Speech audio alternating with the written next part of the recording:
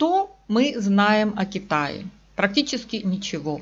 Честно говоря, я мало интересовалась этой страной. Раз 10 пыталась слушать лекции на ютубе по истории, но все эти трудные или похожие имена и неторопливый ход событий быстро отбивали охоту. Но что мы точно знаем про Китай, так это то, что это страна, в которой до сих пор рулит Компартия, где Си Цзиньпин пошел на 3-й срок, а это уже четкий признак устойчивого тоталитарного общества. Считается, что 2 срока для демократической страны предостаточно, потому что при слишком долгом правлении одного лица большинство избирателей начинают панически бояться перемен и вообще забывают, что есть и другая жизнь, а потом легко соглашаются с тем, что действующему лидеру нет альтернативы. А лидер уже имеет только одно желание – сделать свою власть пожизненной, и ради этого пойдет на любые преступления. Что мы видим и не только по азиатским странам, где шах, падишах, царь, они вечные. Сугубо европейские демократические страны тоже выкручиваются как могут. Одна из хитростей – выбираете себе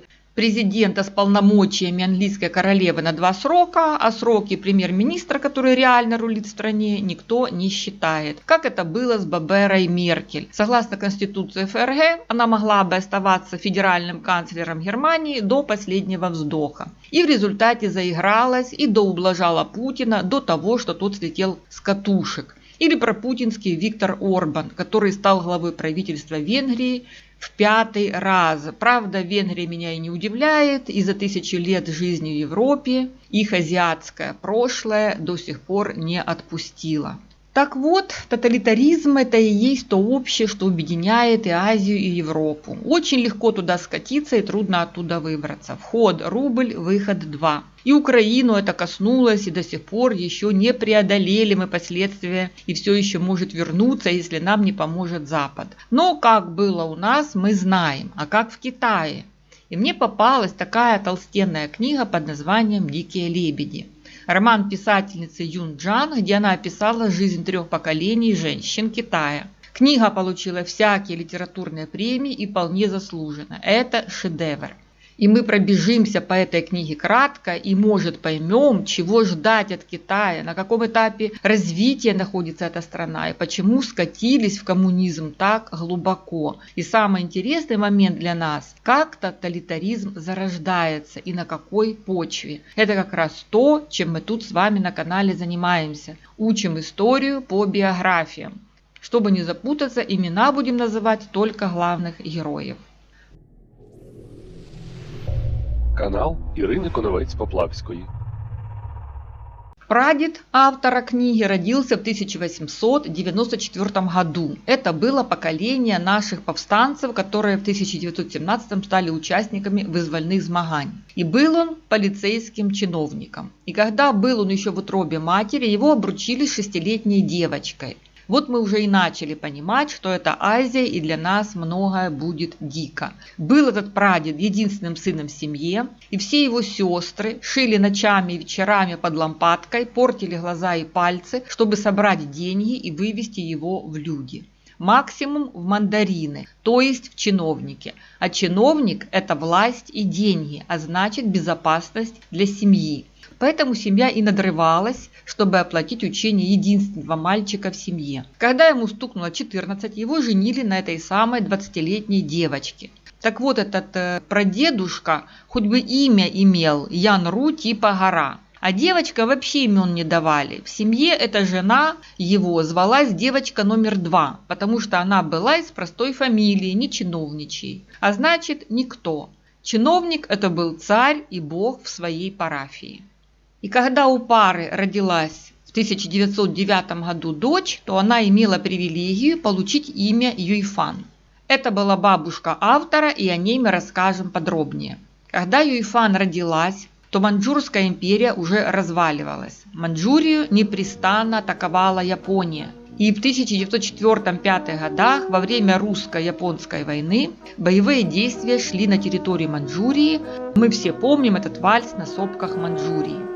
И Япония победила.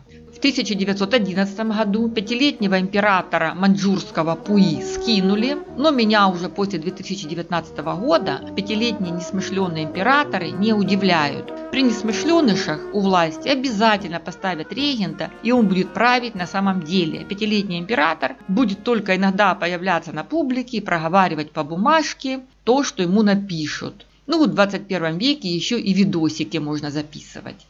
Так вот, несмышленыша скинули и создали республику, которую возглавил харизматический Сунь Яцен. Это был переломный момент для Маньчжурии. Ее отделили от Китая, и туда ринулись Япония и другие страны. Старые институты перестали существовать. Начался хаос. Народ подоставал из сундуков золото, серебро и драгоценности и стали покупать себе должности. И вот этот прадедушка, отец Юйфан, не был так богат, чтобы купить себе прибыльную должность в большом городе. Ему было 30, а значит это 1926 год, поэтому ему удалось продвинуться на должность чиновника на полицейском участке в родном Исяне, а это была провинциальная глушь. Но у него был ценный актив, его дочь Юйфан. Девочка была красавица, маленького роста, очень живая и смышленая. Дальше вы в этом убедитесь. Но самый ценный актив – ее связанные ноги.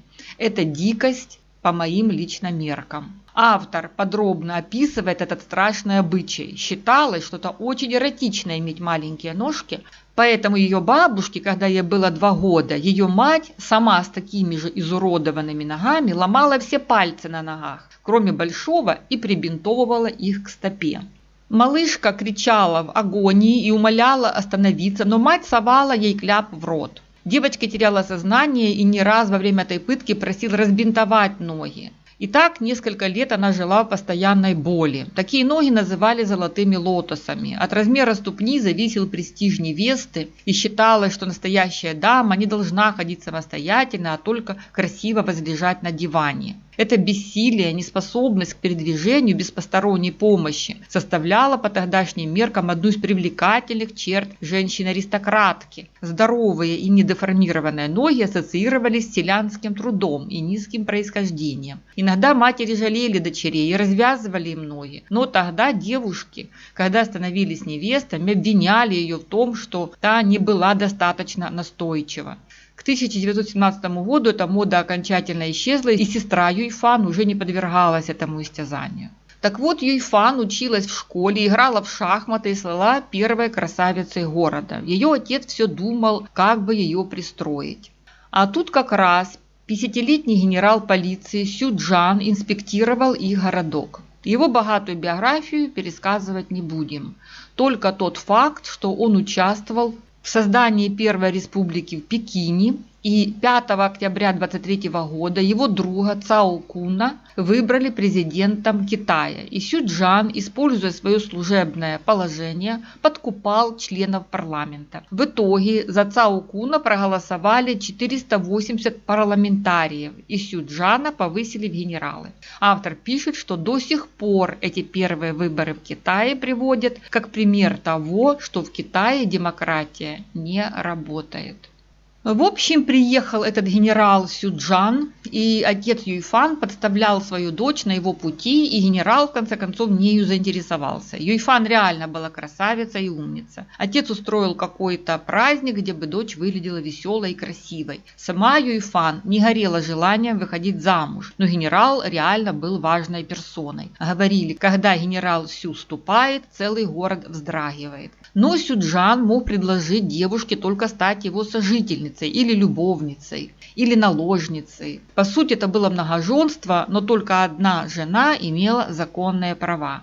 Ох, это многоликое многоженство. Сколько земляне не пытаются его узаконить, никак не получается. Это целая проблема, но как ее решить? Войны, алкоголь и наркотики убивают мужчин, и на каждую девушку мужа не напасешься. И если страна не воюет долго, как в США, Швеции, то там демографическая ситуация выравнивается 50 на 50. И эти страны могут пропагандировать схему «одна жена на всю жизнь». Короче, как-то выкручиваются. Ну а китайцы решили проблему институтом сожительницы. И мы дальше увидим, как это выглядело на практике. Так сказать, плюсы, минусы и подводные камни. В общем, девочкам, как всегда, не позавидуешь. 15-летней умнице-красавице пришлось становиться сожительницей 50-летнего генерала. А на фото мы видим того самого маньчжурского императора Пуи со своей сожительницей.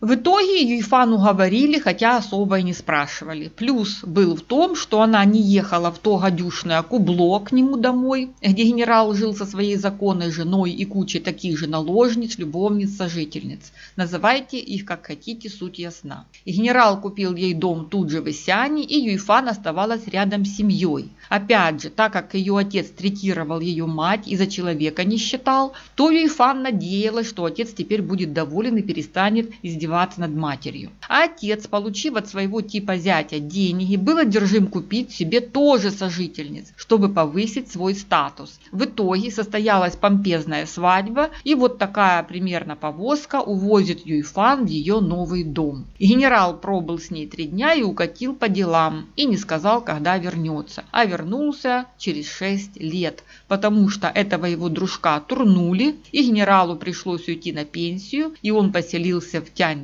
во французской концессии. И вот война пришла и в Исянь под стены городка. Интересно, что еще в начале 20-х годов там сохранялись эти средневековые стены. Начались грабежи, насилие. Юйфан мазала себе лицо сажей, чтобы выглядеть как можно уродливее. Но длилось это недолго, и вернулась нормальная жизнь, если ее можно назвать нормальной. Девушка на 6 лет оказалась под домашним арестом. Ей присылали деньги на содержание, но дом был натыкан служанками, шпионками. Дом был шикарный, но это был домашний арест. Живая, красивая девушка, вместо того, чтобы общаться со сверстниками, все свои лучшие годы провела в заточении в ожидании, когда сожитель ее навестит.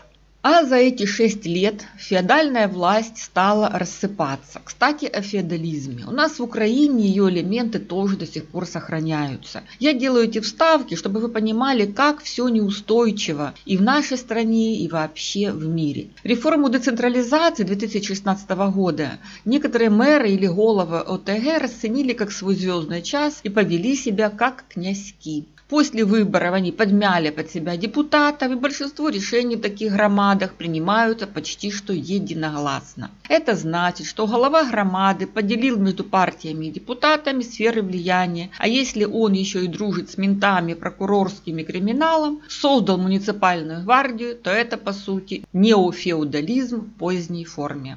Хотя официально это никто так не называет. В разговоре только промелькнет, что такой-то мэр или голова ОТГ ведет себя как местный князек. И вот в Китае появилась единая власть – националисты под руководством Чан Кайши. В 1928 японцы убивают правителя Маньчжурии, и его сын присоединил Маньчжурию к националистам формально, но не фактически. В 1930-м генерал Сюджан вырвался к своей сожительнице Юйфан на несколько дней в гости и хотел ее забрать к себе домой. Но девушка отказалась, ссылаясь на плохое здоровье матери. Ехать в Кубло-Гадюк на пожизненное заключение – это была смерть. Юйфан в итоге уломала генерала, и тут на прощание засыпал ее драгоценностями, золотом, серебром, жемчугами, изумрудами, нефритом. Через 9 месяцев в 1931 году Юйфан родила девочку, маму автора книги. Девочка была наследницей генерала, и Юйфан начали забрасывать телеграммами, чтобы она ехала в то Кубло Лулонг. И вот летом 1932 ей написали, что генерал при смерти, и потребовали приехать в приказном порядке. Ничего не оставалось делать, как ехать в Лулонг 200 миль от дома.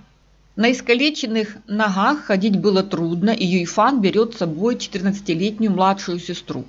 В сентябре 1931 японцы напали на Маньчжурию и оккупировали Исянь, а в январе 1932 объявили Маньчжурию новым штатом Японии и поставили у власти сына предыдущего императора Маньчжурии, того самого Пуи. Население, как пишет автор, фаталистически принимало каждую новую власть. Они привыкли, что у них не спрашивали, а Пуи был хотя бы свой. И вот летом Юйфан покинула свой городок и двинулась в долгий путь. Поездом мимо Великой Стены, по дороге любовалась природой. В Чангли она наняла конный экипаж, а когда подъехала к дому генерала, то охренела. Величественный дворец, вооруженная охрана, двойные ворота. И когда Юйфан прошла через внутренние ворота, то материализовалась служанка, забрала ее ребенка и куда-то унесла, а ее повели к жене генерала. Сестру при этом не позвали, родственники, сожительницы, никто. Жена сказала ей, что теперь это ее дочь и будет воспитываться нею, и звать она будет ее матерью. А сама Юйфан, это самая младшая сожительница. Юйфан заплакала, и сожительница номер 2, очень красивая девушка, которая была любимицей генерала, отвела ее к генералу. Юйфан почувствовала, что эта сожительница номер 2 ее жалеет. Но генералу уже была кобытя, он успел только посмотреть на свою годовалую дочь и назвать ее Бао Чин. И все. Отвели Юйфан в комнату на пожизненное заключение. Покидать комнату права она не имела. Ребенка забрали. Скоро генерал загнется, и она останется во владении его жены. Та могла ее запросто отравить и делать с ней все, что хочет. Часто таких девушек продавали в борделе. Такие вот были нравы. И вот что значит, человек в такой безвыходной, казалось бы, ситуации не растерялся. Поплакав пару дней, Юйфан успокоила нервы и начала размышлять. Проанализировала ситуацию, вспомнила прекрасную сожительницу номер 2, подружилась с ней, мониторила в течение нескольких дней местность, исследовала парк, который оказался не сильно охраняемым. Через месяц она пошла к жене и сказала, что ей надо съездить домой за шмотками. Ей легко разрешили, но без дочери, так как кровинка генерала не должна покидать дворец. И Юйфан поехала в Чангли, там наняла за большую плату конный экипаж и ночью вернулась в дворец. Сожительница номер 2 и сестра ей вынесли ребенка, и девушки быстро уехали. Вернулась Юйфан домой. Что делать? Сама она никого не волновала, но ребенок, за ним могли охотиться, как за кровинушкой генерала. И Юйфан отослала в дворец телеграмму, где сообщала, что дочь ее, Бао Чин, по дороге домой заболела и умерла в поезде. Через год, в 1933 году, ей прислали сообщение, что генерал умер, и в завещании он дал ей свободу. То есть в 24 года Юйфан стала свободна, и девушка не могла поверить своему счастью. Но она должна была выехать из генеральского дома и лишалась содержания. И пришлось ей вернуться в отчий дом. А ее отец все это время имел статус зятя генерала. Он стал замначальника полиции городка Исянь, разбогател, приобрел землицы, стал курить опиум и завел себе сожительницу-монголку, которую ему подарил его босс. Это была общая практика. Босс дарит сожительницу своему подчиненному, тем более, что подчиненный протеже генерала Сюджана. Но отцу одной монголки показалось мало, и он стал искать другую сожительницу. Чем больше сожительниц, тем выше статус. Долго искать не пришлось, у монголки была сестра. И эти сестры захватили власть в семье, а мать Юйфан и ее сестра находились в загнанном состоянии. Обстановка в семье была невыносима, хотя мать родила еще и мальчика за все это время. Юйфан пришлось вписаться во все эти интриги, приструнить монголок, и те при ней пришипелись. К Юйфан сватались, но мужчины могли предложить ей только очередное сожительство. В жены ее брали только бедняки, и ее отец не дал бы благословения на такой брак, хотя и мечтал вытурить дочь из дома. Также он не разрешал ей работать. Выходить из дома тоже запрещалось. В итоге с Юйфан случился нервный срыв, и ее пришел лечить 65-летний доктор Ся. Он был вдовец и достаточно богат. Дети взрослые. Доктор Ся влюбился в Юйфан с первого взгляда и сделал ей предложение. И брал он ее именно в жены.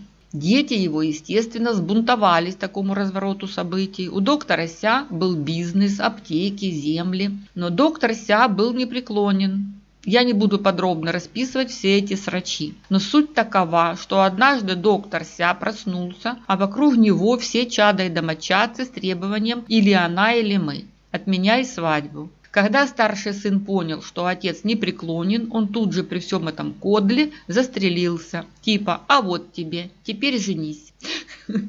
Но доктор Ся свадьбу не отменил. И в 1935 году 26-летняя Юйфан пришла в его дом как законная жена вместе с 4-летней дочерью. Ей теперь одна из невесток, ее одноклассница, должна была низко кланяться, то есть так низко, чтобы лоб касался земли. До сих пор эта традиция кое-где сохраняется, как видите.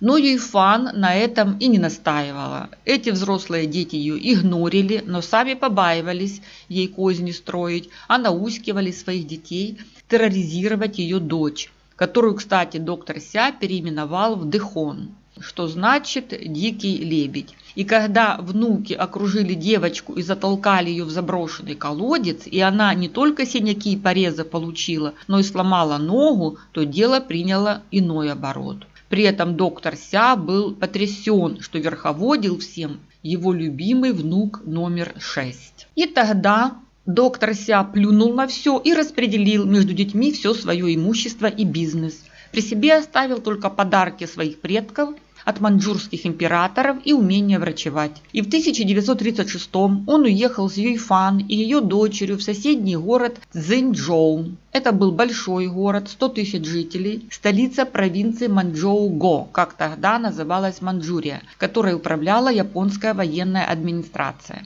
Цзиньчжоу тоже был огорожен стеной ближе к морю и китайской стене. Там было много текстильных фабрик, 2 маслофабрики, это был железнодорожный узел и даже имел аэропорт. Японцы оккупировали Цзиньчжоу в 1932 году. Это привело к дипломатическим спорам между США и Японией, которые закончатся Пёрл-Харбором через 10 лет. И вот доктор Ся, 66 лет, начинает новую жизнь. Сначала они поселились в самом бедном и грязном районе города, арендовали землянку. Какие там клиенты? Бедность кругом страшная, но Юйфан была счастлива, она быстро разнакомилась с соседями, завела подруг и устраивала всякие посиделки дома. Чтобы поправить материальное положение, она начала продавать свои украшения, но доктор Ся ее остановил. Он сказал, что он, может, скоро умрет, а драгоценности ей пригодятся. И пошел работать за зарплату в аптеку. Постепенно его репутация росла, и его стали приглашать в хорошие дома лечить важных персон. И когда он принес домой вот такие пропаренные булочки, все рыдали от счастья. Канал Ірини Коновець-Поплавської. Однажды жена губернатора впала в кому, и доктор Ся вытащил ее из могилы.